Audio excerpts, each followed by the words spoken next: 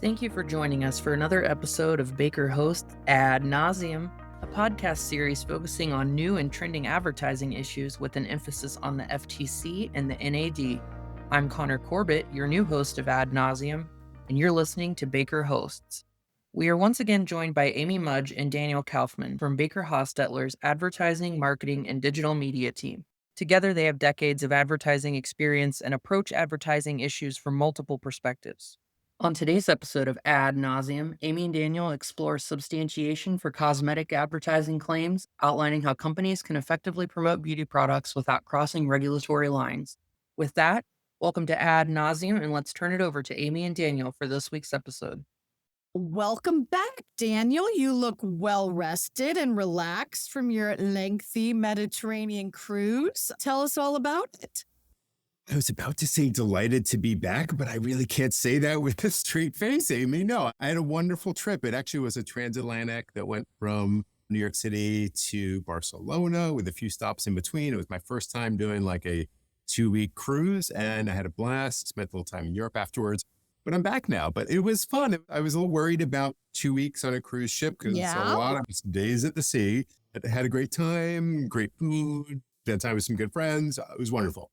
Right, so you're clearly pro-cruise. I mean, cruising is a very polarizing form of vacationing, but you did inspire me, and I'm taking my own 2-week cruise later this summer, notwithstanding the news that everyone's been reading about lately, but we'll see if it's for me too. But dear listeners, send thoughts and prayers. I'm not sure I'm a boat person, but we will figure that out. Now, Daniel, can I ask, did your boat have a spa, and did you visit it, if so? So this is only my second cruise. Actually, my first cruise, I did get a great facial on the ship, but I did not do that again this trip. Didn't use the spa. All right. Well, I thought that was a good segue, or at least an attempt at a segue in today's topic. It was good. It was good. So do you have favorite cosmetic products or beauty rituals you'd like to share with our listeners? Oh, I agree. If you say drink a lot of water and get a lot of sleep. No, I drink a lot of diet soda and I drink a lot of coffee, and my Samsung watch keeps on telling me I'm sleeping awfully, so I am doing everything wrong at the moment. My skincare regimen I do, but I will say I switched it up about a year ago. A good friend of mine sent me like a care package of this Korean skincare stuff. So I switched to that, and I feel like I'm seeing results, but I am the ultimate placebo effect when it comes to skincare regimen. As soon as I start using something new, I'm like, ooh, I look 3 months younger. So pretty vulnerable to all of it. You always look good to me. We'll dabble with this offline because I do want to hear about the Korean stuff. I have to say, I've become a new adopter of eye patches. I don't know at what age I developed giant bags under my eyes, but I'm exploring all of these. I like Summertime Fridays. I like Patchology. I like Augustinius Bader for a splurge, but that's my new go-to. So Daniel, let me ask, have you ever fallen prey to cosmetic promises that might have fallen a bit short? So, I can't say they've fallen short yet, but I am using a red light therapy device now also. So giving that a try, I'm approaching a big number in the near future. So we're trying everything, and maybe something will work magic. We'll see. All right. For me, it's always been self-tanner. I'm on a lifelong journey because I am like translucent. And how pale I am. And I've been on a lifetime journey to find one that doesn't stink, doesn't turn you orange, doesn't go on streaky. And I'm probably more prone to these than you are, but hair defrizzers. I've also probably bought every product for defrizzing your hair since we live in DC and it is a literal swamp. And none of those seem to work well for me either. Yeah, and I will say coming back to 95-degree heat just a couple days ago was not enjoyable. But anyway, Amy, shockingly sounds like you have fallen victim to some perhaps overhyped cosmetic claims. Our topic of today, and how to avoid them, of course. So why don't you set the table for us with the basics? Sure, Daniel. So cosmetics are one of those product categories where the FTC and the FDA share dominion over product claims. Now, there's no federal preemption in this area, so states can and do get involved, particularly California, over ingredients used in cosmetics. The FTC has oversight for advertising and the FDA for product labeling, similar to what we see in dietary supplements or other products that the FDA regulates. There is a new federal law, MOCRA, that gave the FDA expanded authority for safety. But of course, on Ad Nauseam, we're going to focus on product efficacy claims. Now, the FDA has said that cosmetic claims should focus on beautifying or on altering the appearance types claims. And they should not include structure function claims or how products can affect or alter bodily function. And that's a little bit of a hard one because we're used to structure function claims being acceptable in the cosmetic realm. Now, of course, cosmetic claims should never veer into drug territory, promising to treat or cure any disease or condition. Now, that one sounds easy, but it can get tricky with things like claims about hair growth. All right. Or because we know that there can be conditions that cause your hair to fall out, and that can veer into the drug space versus there can be perfectly appropriate claims about making hair appear thicker, etc. So figuring out kind of what you're saying and where you fall in the continuum is really important. Yeah, so the FTC has never made cosmetic claims an enforcement priority the way they have with diet subs, but the agency absolutely has investigated and brought cases where there were real overhyped performance claims. And some classic examples are the FTC's case involving L'Oreal, which made claims that one of its lines was, quote, clinically proven to boost genes activity and stimulate the production of youth proteins. But according to the FTC, the company didn't have any testing of its products or even its ingredients. And these are establishment claims. The claims itself tell you that L'Oreal did a clinical test on its product. And this means in a lab, in controlled conditions, testing the product on actual humans. Oh, I want to know what youth proteins are. I want those. Sign me up. Yes, please. Yes, please. Well, because the FTC has not been super focused on cosmetic cases, the NAD often has stepped in here and for years has brought monitoring cases on and off, but pretty consistently in the cosmetic area. And the NAD has really given us a good understanding of best practices for how to substantiate appropriate cosmetic claims. And, it is a very good idea to have some objective lab testing of product performance, but coupled with consumer use sensory testing. So, for example, if you're promoting a hydrating moisturizer, there will be lab testing of the product using standardized equipment, such as a cornometer to test the skin surface hydration, or a twill test to test for transepidermal water loss. And, we've got to make sure these types of tests are sufficiently powered. Typically, at least 30 people is an important threshold, and that there's going to be other controls there, such as blinding, testing at baseline for a control. And, these are just some of the considerations that would go into making sure that the testing is competent and reliable. The NAD has been clear about what kind of testing is required for different kinds of claims. The claim relates to the objective performance or efficacy of a product, then there needs to be lab testing. You can't rely on consumer perception studies to support claims about whether a product objectively works or not. And in a case last year involving Bubble skincare, there were claims that products cleansed, moisturized, and provided sun protection for users under the age of 13. Bubble provided safety data and the results of an in-home consumer use test, but NAD found that these were objective product claims that needed to be lab tested on the target audience. Absolutely. But iHUTs are still really important. They are used to support sensory claims about how a product makes skin or hair look or feel. So going back to my saying a product hydrates, that does require lab testing. But saying consumers report their skin felt more hydrated, that's going to require sensory testing. And NAD really likes to see them both together. So there's objective proof that a product does what it says it does.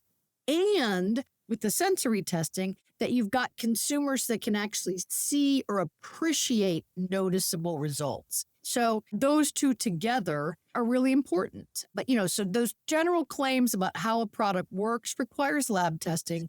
Claims about how a product makes you look or feel requires sensory testing. But the 1+1 definitely is the way to go. And sensory testing is important to design the correct way as well. There was a case from 2024 that involved the SolarWave Advanced Skincare Wand, and the NAD found that the sensory test suffered from fatal flaws, including the lack of a washout period where participants were instructed to stop using any anti-aging products before starting the test. Then the participants were not instructed to keep a diary, but were instead asked questions at the end of the use period, such that NAD was concerned that it was more of a memory test rather than a reporting of their reactions in real time. And you need to be careful to give consumers use instructions, often including a washout period from the use of prior products. And then after using the products, questions have to be asked, of course, in a non-biased way. So asking people how it makes their skin feel rather than asking them how soft does your skin feel on a scale of 1 to 10. And the questions, of course, need to match up to the claim you want to make. And in SolarWave, this was an issue. For example, the claim was that 86% of users reported smoother appearance of fine lines, but the study asked participants if they noticed a reduction in fine lines with nothing about smoothness. Well, that seems a little picky. I think it's actually important. What I'm hearing here is details do really matter. And to make sure you have support, even for some fairly benign claims, like moisturizing, hydrating, smoothness, that you've got to have some substantiation for it. Now, we of course can have absolutely no discussion about cosmetic claims without talking about those before and after pictures. They're used all the time in the weight loss context, but they're certainly used all the time with cosmetics. And, those before and after pictures in and of themselves often are claims about how a product will perform. And so some watchouts there that we've gotten both from NAD and from the FTC are those before and after pictures need to be taken in a uniform manner to reflect the level of product efficacy that a reasonable consumer can expect to achieve when they use the product as instructed. In that SolarWave case, for example, the lighting was clearly different, NAD said, in the before versus the after pictures. Even a more recent case just from this year involving Pretty Boy Cosmetics, and there were before and afters of a skincare product. And these were user pictures that showed reduction in redness. And NAD said, look, these pictures, we don't doubt they're real users' pictures, but you've got to have objective testing that demonstrates efficacy. And so you know that the products you're showing in your advertising actually are showing typical results. There was another case from earlier this year involving Revlon, a hair care. And there were before and after pictures there that showed hair smoothness and silkiness. But the photos showed a dry, styled hair. And the testing was done on wet hair. So NAD said that the photos didn't match up to how the testing was conducted. And there have also been a number of cases involving not before and afters, but really just the afters. Models in makeup or nail color ads. And NAD has considered challenges when such photos are enhanced, such as a case involving mascara, where the models were wearing the mascara, but they also had lash extensions. In these cases, NAD typically finds photos of spokesmodels to be a representation of how a product looks in real life. So touching up of photos that goes to enhancing the performance of the advertised product is likely going to be considered deceptive. There have also been lots of challenges over the years to ingredient or product makeup claims as well. And if you're using terms that your product is clean or simple, NAD is generally counseled that it's a good idea to explain how you're using these terms because they're not words or claims that have a uniform, consistent understanding. So adding more detail into how you're using these terms gives them context, gives them qualification. Yeah, and along those lines, the FTC did bring a series of cases against makers of cosmetics, skincare, and sun care products that were making claims that their products were 100% natural when there were ingredients included that were artificial. And there have been many NAD cases looking at naturally and naturally derived claims as well. Similarly, NAD has looked at a number of cases that a cosmetic is free of a certain undesirable ingredient. And in these cases, NAD has said a product must be free of that ingredient, but also should not contain other ingredients that have the same effect. So an example is shampoos claiming to be SLS free, but that contain other sulfate-based surfactants, that can be a problem. Absolutely. Now, on the flip side of this, often cosmetic companies will want to promote when their products do have hero ingredients. All right, things like hydrolonic acid or, acai berry, we've seen coconut oil. But what if those ingredients are in the product in very small amounts, such that they're not drivers of efficacy? Sometimes in the dietary supplement context, that's often referred to as fairy dusting. There is an NAD case I come back to time and time again, over a decade old now, involving OGX shampoos and conditioners. And there, what the NAD said is, in a cosmetic context, you can promote the inclusion of your hero or exotic ingredients, but you can't say or imply these products are in efficacious doses if they're not. In that case, the exotic ingredients were included in the product names, but the product name also included the benefit. And NAD said, look, you've just got to separate out the calling out of the ingredient from any performance benefit. So, for example, the original name of one of their products was Nourishing Coconut Milk Shampoo. The NAD said, no, that really implies you're getting the nourishing benefit from the coconut milk. But NAD said it might work if you said something like nourishing shampoo with coconut milk or nourishing shampoo plus coconut milk. So you can see the adding in some separation there.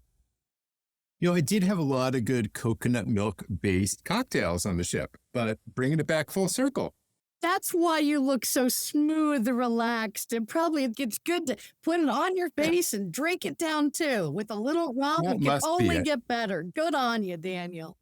Well, let me sum up things. So some of the takeaways here are, watch that fine line between healing and fixing claims versus appearance claims. Nothing prevents wrinkles, and no cosmetic is better than surgery or better than Botox. Objective performance claims need quality lab testing.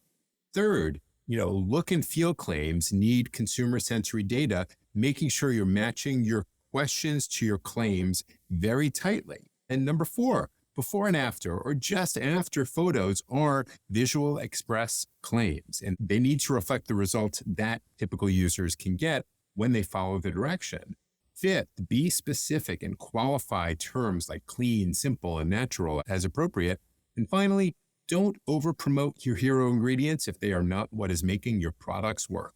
And dear listeners, Daniel and I want to tell you, we think you are all beautiful just the way you are. We hope that you please keep tuning in. And that is another wrap on another episode of Ad Nauseam. Thank you, Amy and Daniel. If you have any questions for Amy or Daniel, their contact information is in the show notes. For more information on the latest developments in ad law, visit our Adventures in Law blog at www.adventures-in-law.com. And check out all Ad Nauseam episodes by subscribing to Baker Hosts wherever you get your podcasts. As always, thanks for listening to Baker Hosts. Comments heard on Baker Hosts are for informational purposes and should not be construed as legal advice regarding any specific facts or circumstances. Listeners should not act upon the information provided on Baker Hosts without first consulting with a lawyer directly. The opinions expressed on Baker Hosts are those of participants appearing on the program and do not necessarily reflect those of the firm. For more information about our practices and experience, please visit bakerlaw.com.